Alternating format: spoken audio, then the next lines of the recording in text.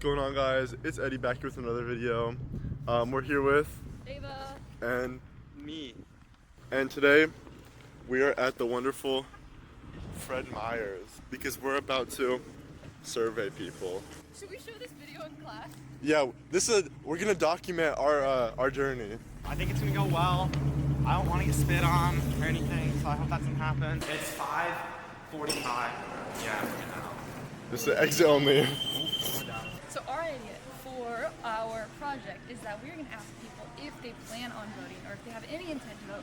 And not the primaries because those happened yesterday. Well, oh, thank you.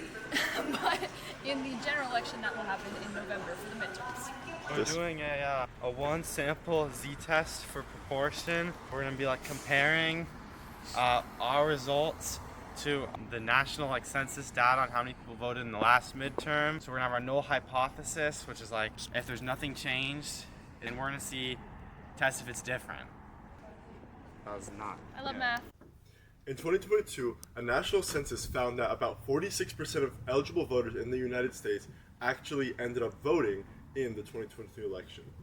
We want to test that in Wood Village, in this Fred Meyers, is a true proportion of eligible voters who are voting different than the national data.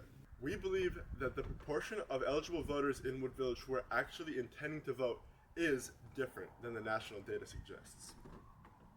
Okay, we chose to do our sampling between the times of 5:30 and 6:30 on a weekday at Fred Meyer. Because the different ages of people can be a confounding variable in our experiment, we wanted to take a time that would have the most diverse ages of people in the store so that our sample wouldn't be biased by ages and would instead be a diverse sample of the people of Troutdale and Wood Village area. In order to ensure that our data is random, we will be using a systematic random sample, and we'll be starting at a random point using a random number generator. But whatever number is randomly selected in this random number generator will be the person that we start our systematic sample on. If 7 is selected from our random number generator, then we will start on the 7th person that walks out the door of Fred Meyer after we arrive. And now we let the numbers pour in. Why is that so much? We're gonna start, guys. This is so scary. Alright, we just surveyed someone. Now we're waiting for the next 3 people to exit for our systematic random sample to keep it accurate, good, real. You don't even have to show up to school. All you got to do is sign up in your freshman year, and they mail you a diploma after 4 years. Now, onto our conditions. In order to perform our significance test, we need to satisfy a couple of conditions. First one of these is that our test is random. Because we conducted a systematic random sample, which we'll go into more depth on, this condition is satisfied. The next condition we need to satisfy is independency. For independency, you must have your sample be less than 10% of the total population. Because it's safe to assume that the total number of shoppers is over 250 at Fred Meyer, we can conduct our significance test for that population of people.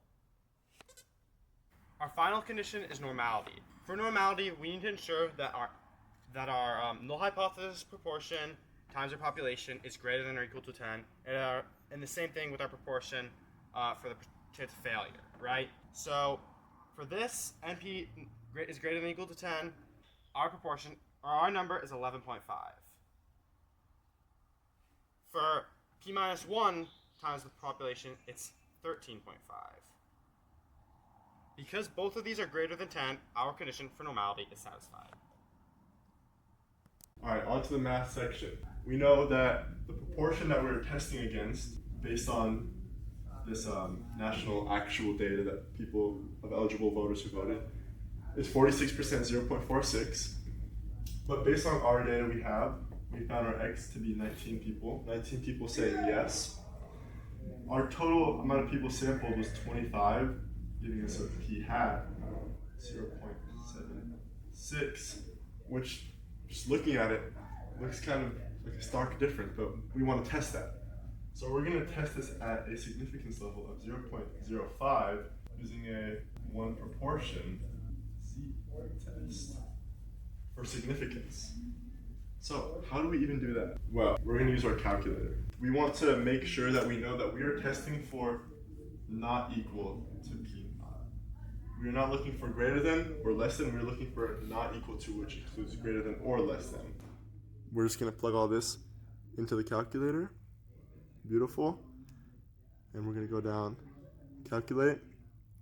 And using that data, we're going to write down on the whiteboard our z value of 3.009 and a p value of 0.0026. So, what does this p value mean? Since 0.05 is much greater than 0.026, we can reject the null hypothesis. We can adequately provide evidence that the true proportion of eligible voters who plan to vote is not equal to 0.46.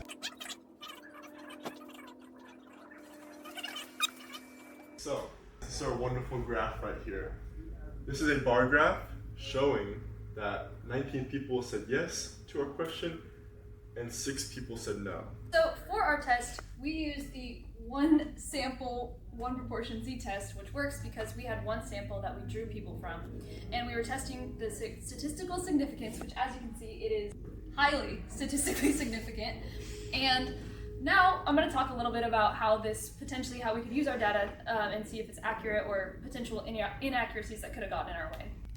So I'll start off by talking about some inaccuracies. For starters, saying that you intend to vote is entirely different than actually going out and voting. There's a lot of things that can stand in your way. In Oregon, we have mail-in ballots, which are extremely helpful, but some people still often choose to not vote because they simply run out of time, they don't know enough about the candidates, or they think that their vote doesn't matter. So it's a lot easier to just say that you're gonna vote when being asked in a survey compared to what actually happens when you're voting.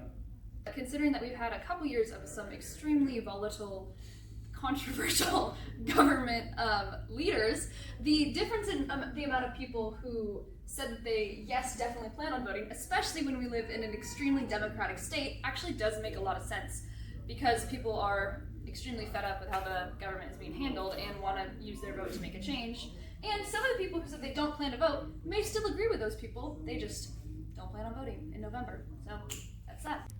All in all, we found statistical evidence, and therefore we believe that the true proportion of people who are eligible to vote, who plan on voting, is different than 0.46. Here's our data, here's our graph. Like, comment, and subscribe.